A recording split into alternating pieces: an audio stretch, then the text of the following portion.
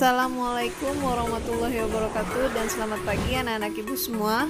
Kita lanjut lagi materi pertama pada semester 2 yang akan dijelaskan oleh Bapak berikut. Kita mulai. Dan juga kelangkaan nih adik-adik ya. Jadi kakak akan sampaikan apa sih konsep kelangkaan itu ya. Jadi seperti apa ya. Kemudian ada berbagai jenis kebutuhan yang kemudian nanti akan kakak bahas ya. Nah tentunya barangkali ada sebagian yang udah tahu gitu kan kebutuhan itu apa atau jenis-jenis kebutuhan itu apa. Oke, nah kita mulai dulu dari konsep kelangkaan. Kakak akan mulai dari sebetulnya ilmu ekonomi itu adalah ilmu yang mempelajari manusia subjeknya tentunya. Tapi dilihat dari sudut pandang kebutuhan manusianya. Nah, jadi ilmu ekonomi itu sebenarnya kalau kita sederhanakan adalah ilmu yang mempelajari bagaimana cara manusia memenuhi kebutuhan adik-adik. Tentunya masing-masing di antara kalian pasti punya kebutuhan masing-masing dong. Nah, lalu kebutuhan itu kan pasti harus dipenuhi adik-adik. Bagaimana cara pemenuhannya? Nah, itulah yang kemudian dipelajari dalam ilmu ekonomi. Kenapa Kak bisa muncul kelangkaan? Jadi sebetulnya kelangkaan itu muncul dari konsep adanya kebutuhan manusia. Ya. Kebutuhan manusia yang sifatnya banyak sekali. Jadi bisa dikatakan kebutuhan manusia itu relatif banyak ya, bahkan dikatakan tidak terbatas. Seperti itu. Nah, kebutuhan yang dimaksud di sini juga termasuk keinginan ya adik-adik ya. Seperti itu. Nah, antara kebutuhan dan kemudian alat pemenuh kebutuhan. Alat pemenuh kebutuhan ya adik-adik. Atau mungkin kalau kalian baca di buku ada juga yang menggunakan bahasa alat pemuas kebutuhan. Sama aja sih.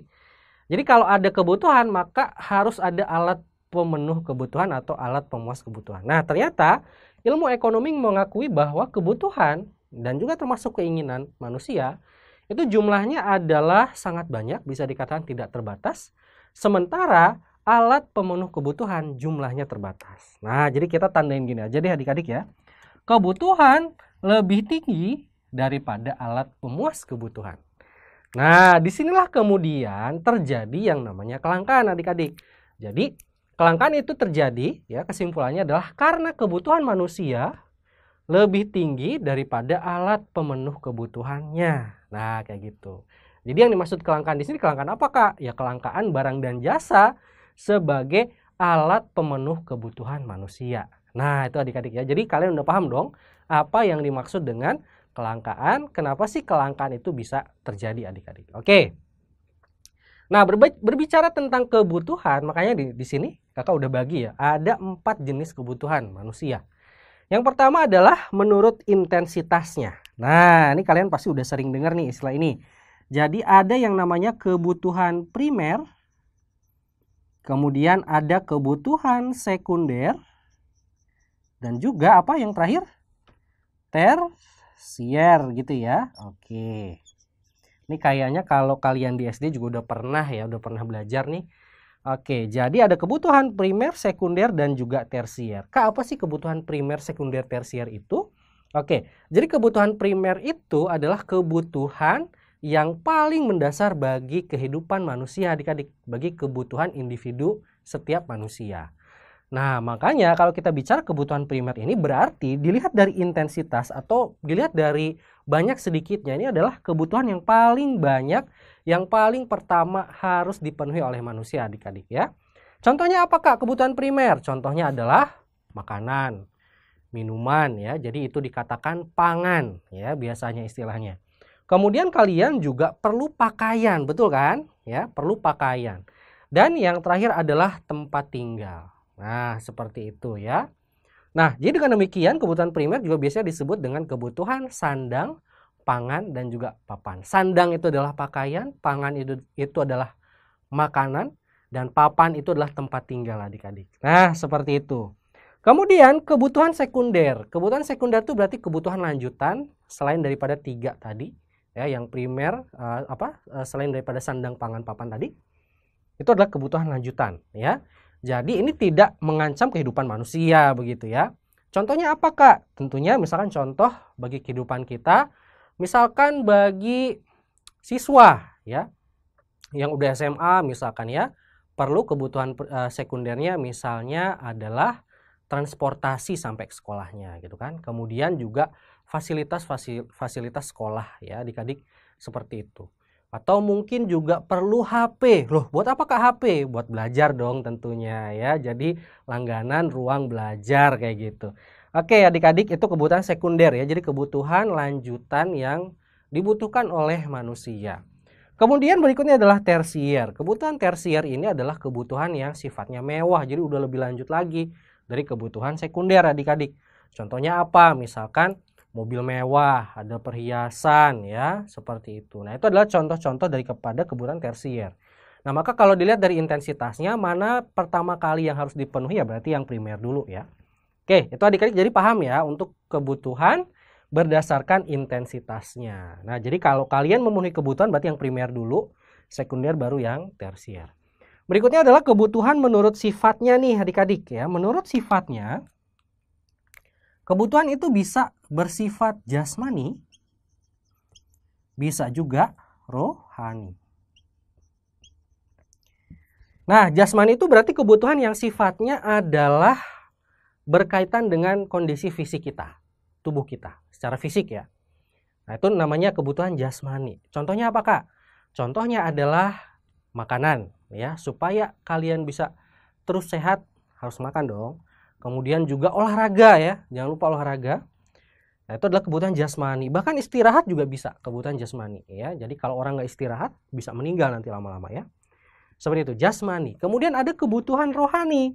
Nah, kebutuhan rohani ini adalah kebutuhan yang sifatnya bukan fisik, tapi dia adalah kebutuhan jiwa. Nah, kayak gitu adik-adik ya. Contohnya apa, Kak? Contoh kebutuhan rohani, misalkan bagi orang yang beragama pasti perlu yang namanya ibadah. Nah, itu yang pertama contohnya. Kemudian ada juga rekreasi atau hiburan ya, seperti itu. Bisa juga misalkan kebutuhan untuk wah kayaknya pingin dengar musik nih kan bisa. Atau pingin nonton film. Nah, itu juga bisa ya. Jadi kebutuhan yang sifatnya kejiwaan. Jadi kalian akan lebih tenang ya setelah memenuhi kebutuhan itu.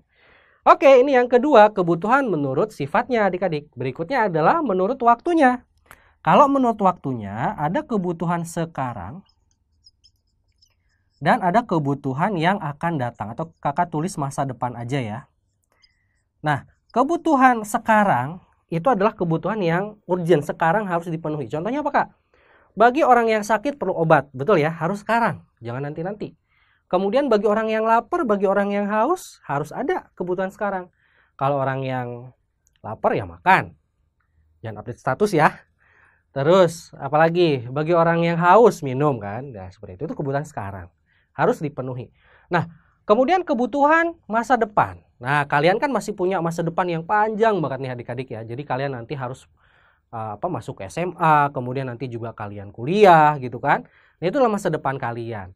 Nah, kebutuhan itu kan nanti akan kalian penuhi, tapi kemudian kalian investasinya dari sekarang. Misalkan kalian nabung nih buat persiapan nanti, misalkan ya SMA atau kuliah gitu.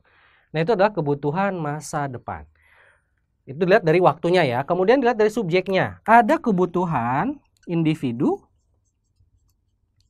Kemudian ada kebutuhan kelompok atau masyarakat secara umum ya. Nah, kebutuhan individu ini berarti sangat subjektif. Contohnya bagi siswa, kebutuhan individunya tentu adalah misalkan pensil, pulpen, buku, tas, seragam, dan segala macam. Gitu ya adik-adik. Kalau bagi petani, apa sih kebutuhannya? Cangkul misalkan ya. Kemudian apa lagi? Bibit ya. Atau kemudian ada pestisida supaya tidak terkena hama ya. Nah, seperti itu. Itu jadi sangat subjektif ya. Tergantung kegiatannya apa atau profesinya apa. Berikutnya adalah kebutuhan kelompok. Nah, kebutuhan kelompok ini adalah secara umum memang itu dibutuhkan oleh masyarakat secara luas. Contohnya adalah sekolah ya. Kemudian apalagi rumah sakit, jalan raya. Nah, itu adalah kebutuhan kelompok karena semua orang membutuhkan itu. Nah, kayak gitu adik-adik. Oke, ini kita sudah bahas kelangkaan dan juga kebutuhan. Lalu apa sih sebetulnya faktor-faktor yang mempengaruhi kebutuhan daripada manusia? Ada banyak nih adik-adik. Yang pertama adalah jenis kelamin. Laki-laki dan perempuan pasti akan berbeda kebutuhannya. Kalau perempuan mungkin ada kebutuhan buat, wah harus dandan nih. Misalkan kalau cowok kayaknya nggak terlalu gitu ya. Seperti itu. Kemudian dari pakaian juga kan akan berbeda antara laki-laki dan perempuan. Kemudian yang kedua adalah tingkat pendidikan. Semakin tinggi nanti pendidikan kamu, SMP, kemudian SMA, nanti kuliah, itu kan akan semakin tinggi juga kebutuhannya. Kemudian yang ketiga adalah kondisi lingkungan adik-adik.